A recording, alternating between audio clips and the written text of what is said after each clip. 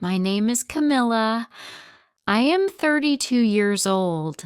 My husband's name is Steve. He is 34 years old.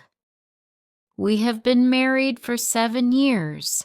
We live in a small, quiet house. Our life was simple. I thought we were happy, but I was wrong. Steve worked in an office in the city. He was a good man. He always remembered to buy me flowers on my birthday. In the evenings, we used to sit together. We talked about our day. I loved our life. I loved my husband. Then, about 6 months ago, things began to change. Steve started working late. He would call me and say, "Camilla, I'm so sorry. I have to stay late at the office.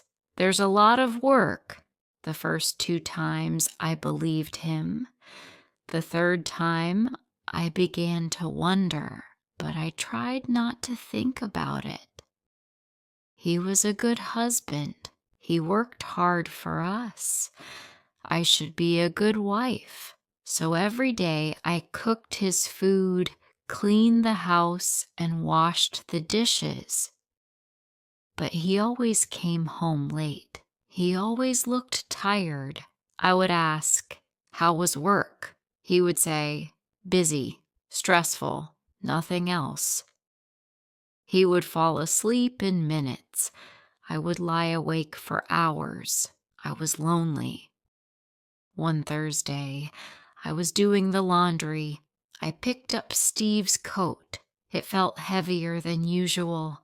I checked the pockets. I found a receipt. My heart began to beat fast.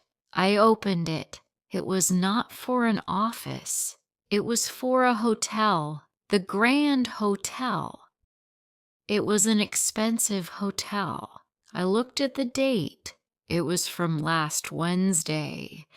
Last Wednesday, he told me he was working late. He said he was in a meeting until midnight. A meeting in a hotel? Maybe his company had a conference there. But then I saw the details on the receipt. It was for 1 room and room service for 2 people, 2 dinners, 2 glasses of wine.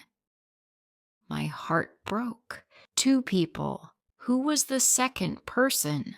I read it again and again. It was not a business meeting. It was a dinner in a hotel room. I thought about last Wednesday. He had lied. He had lied to my face. I didn't know what to do. Should I ask him? I felt sick. I had been waiting at home, a good wife, while he was in a hotel with someone else. Who was she? Was she beautiful? Was she younger than me? Did he love her? I put the receipt back in his coat pocket. I did not want him to know that I knew. Not yet. I needed to be sure. Perhaps I was wrong. That night, when he came home, I tried to act normal. I waited until he was asleep. Then I carefully took his phone from the table. His phone's password was our wedding date. I opened his messages. There was a name I did not know, Emily. There were so many messages between them. Every day, all day. "I miss you," he wrote to her. "I can't wait to see you tonight," she wrote back. "Last Wednesday was amazing," he wrote to her. "Last Wednesday, the night of the hotel." My eyes filled with tears. I read more. He told her he loved her. He wrote the same words to her that he used to write to me. The man I loved, the man I built a life with, was living another life, a secret life. I began to cry. The next morning, When Steve saw my face, he knew something was wrong.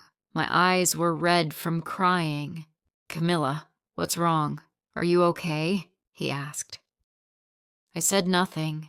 I slid the hotel receipt across the table. He looked at it. His face went pale. He opened his mouth to speak, but no words came out. "Who is Emily?" I asked. Steve put his head in his hands. "Camilla, I can explain," he finally said. "Explain what?" I asked. "Explain the lies. Explain the other woman. Explain how you broke my heart while I was at home waiting for you." "It's not what you think," he said. "Then what is it?" I said. "Tell me, Steve, what is it?" "She's just a friend from work," he said. "A friend?" I said. "You don't take a friend to a hotel room. You don't tell a friend that you love her. I saw the messages, Steve. I saw everything." "I'm so sorry, Camilla," he whispered. "I never wanted to hurt you." "You never wanted to hurt me," I said. "You've been lying to me for months, seeing another woman breaking my trust, and you say you never wanted to hurt me. You are a liar, Steve." He just sat there. He knew I was right. "Why?" I asked. "Why did you do it? Was I not enough?" He looked at me. For the first time, I saw tears in his eyes. "It wasn't about you, Camilla," he said. I felt bored, stuck. Everything was the same every day. Emily, she was exciting. She was new. It was a mistake, a terrible mistake. It meant nothing. I could not believe what I was hearing. "You told her you loved her. That means nothing?" He did not answer. "I want you to leave," I said. "Camilla, please," he begged. "Don't do this. We can fix this. I'll end it with her today. I promise. I love you." "Love?" I said. "You don't know what love is. Love is not secrets. Love is trust, and you destroyed it. Please, Steve, just go." He looked at me one last time, his face full of pain and regret. He walked to the door, picked up his coat, and then he was gone. I stood alone in our kitchen. I sank to the floor and I cried. I cried until I had no tears left. The house was so quiet. I felt empty. I could not eat. I could not sleep. I didn't want to talk to anyone. My marriage had failed. Steve sent me messages every day. He said he had ended things with Emily. He said he would do anything to get me back. I did not reply. I hate him for what he did, but I still love the man I married. One Saturday, I was at the supermarket. I heard a voice. "Camilla." It was Steve. He looked thinner. His eyes were sad. "How are you?" he asked. "I'm okay," I lied. We stood there in silence. We were husband and wife, but we felt like strangers. "I miss you, Camilla. Can we talk? Please, not about us. Just talk. Like we used to." I wanted to talk to him too. "Okay," I said. We talked for an hour. We did not talk about the affair. We talked about his work. It felt normal. For a while, I forgot about the pain. Talking to him made me realize how much I missed him. We were not just husband and wife. We were best friends. I decided to give it time. We began to talk on phone. He never pushed me. He was patient. He told me he was changing. We learned how to talk to each other again. I learned about his fears. He learned about the pain his actions caused me. Slowly, things began to heal. The fault for the affair was his, and only his. But a marriage is a partnership, and we had both stopped working on it. One evening, Steve asked me, "Can I come home, Camilla?" I was still scared. A little voice in my head said, "What if he does it again?" But then I looked at the man in front of me. He was more honest, more real. And I was not the same woman either.